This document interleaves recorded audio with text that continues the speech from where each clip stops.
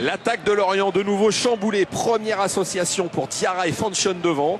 La nouvelle recrue du Barbier est déplacée côté gauche. Un dispositif offensif censé pallier les absences conjuguées de Vairua et Gamero. Et qui doit regarder ses partenaires des tribunes de ce stade du Moustoir. Avec Mwemba qui peut écarter, c'est passé avec Amalfitano. Amalfitano qui rentre dans la surface de réparation. Il va pouvoir centrer, c'est fait, la déviation et l'ouverture du score. C'est Diarra qui marque dans sa nouvelle position ce soir. Il joue devant, il n'est plus excentré à gauche.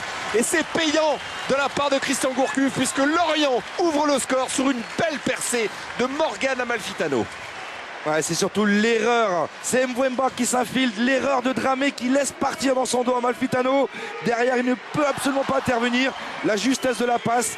Et Diarra, lui, qui d'habituellement se situe dans le couloir gauche, est repositionné sur le front d'attaque. Mais le plat de pied pour le 1-0. Ah, l'erreur de Dramé, Amalfitano, la lucidité, il regarde, il s'informe et il voit Diarra esselé au son gros poteau. Du plus, il est dans son dos, il défend très très mal aussi. Ça fait 2 erreurs côté socialien et il le paye cash pour l'ouverture du score. Pour l'instant, Stéphane Mikari, c'est pratiquement la seule arme offensive des Sochaliens. C'est lui qui fait la différence. Ouais, le plus souvent, il y a eu une fois aussi Maurice Belay côté opposé. Mais là, il n'hésite pas à les défier justement en un contre un, Franco Sosa. Avec ce coup franc, rentrant, la déviation. Et ce ballon qui termine sa course alors sur le poteau. Est-ce que c'est Odar qui a dévié ce ballon? C'est Odar qui la détourne, mais il est signalé en position de hors-jeu étayé au départ du ballon. Mais il a bien fermé l'angle au premier poteau, Fabien Odar. De la part de Odar. Ah, il a déjà fait plusieurs miracles à Nice, ça n'a pas suffi. Lorient avait été battu. Mais là, cette déviation, elle est quand même déterminante, même s'il y a hors-jeu. Et les conditions climatiques douloureuses. C'est pas évident aujourd'hui, malgré une qualité de jeu très bonne de la part des deux équipes. Changement tactique pour Sochaux avec la rentrée d'Edouard Butin, la sortie de Boukari Dramé. Francis Gillot change son dispositif pour jouer avec 2 attaquants pour essayer de revenir au score. À chaque fois que Sochaux a encaissé un but, le premier, eh bien 2 fois seulement ils sont revenus au score. Ils n'ont jamais gagné quand ils ont encaissé le premier but, les Sochaliens du Barbier qui va tirer ce corner.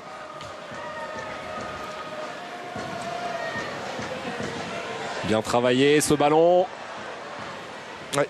Et Sochaux se dégage. Attention, Ideye. C'est du 1 contre 1. C'est du 1 contre 1. Ideye face à Leland.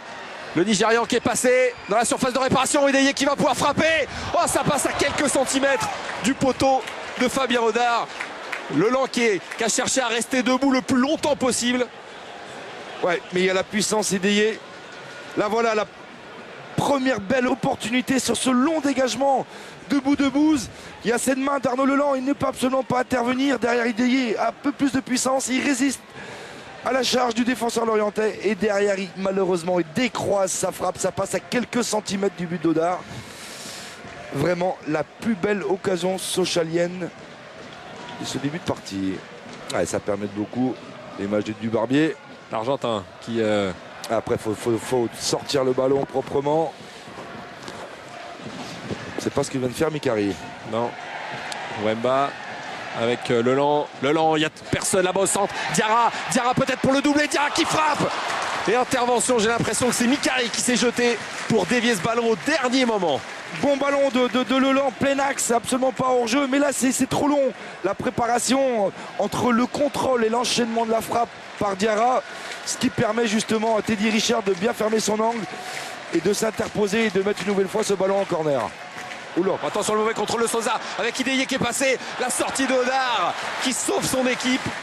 Mais au départ, c'est Franco Sosa qui prend le risque de contrôler ce ballon. Et derrière, en tacle glissé très très propre, le portier lorientais écarte le danger. Bon, attention, ce ballon récupéré par Sakua. Sakua qui va s'infiltrer dans la surface, qui peut frapper. Oh, quel arrêt encore une fois de Teddy Richard, qui aura été impeccable. Hein. Il réalise à 35 ans l'une de ses meilleures saisons, Teddy Richard. Ouais, ça c'est pas mal joué. Le doublement avec Poujol qui a bien failli passer. Alors que Laurent Cassini est resté au sol. Coup dur pour Lorient qui perd peut-être son meilleur joueur de cette partie, Laurent Koscielny. J'ai l'impression que c'est en train de chauffer là. Vous avez bien bouffé après, hein? Vous avez bien bouffé. Ne passez pas la limite, ne passez pas la limite, vous allez la passer là. Voilà, exactement. Hein. Francis Gillot demande au minimum 5 minutes de temps additionnel. Avec Mikari qui remet ce ballon, qui sente la sortie de Renard, des points, qui arrive à dégager ce ballon. Ah, c'est une attaque-défense en cette fin de match avec Maurice Bellet qui va les provoquer. Il rentre pied gauche, Maurice Bellet peut-être pour sa frappe, c'est fait. Et Odar en 2 temps qui arrive à capter ce ballon. Un arrêt qui va peut-être rapporter 3 points. Les premières victoires sur son terrain pour Lorient en 2010, sans Gamero ni Vairua.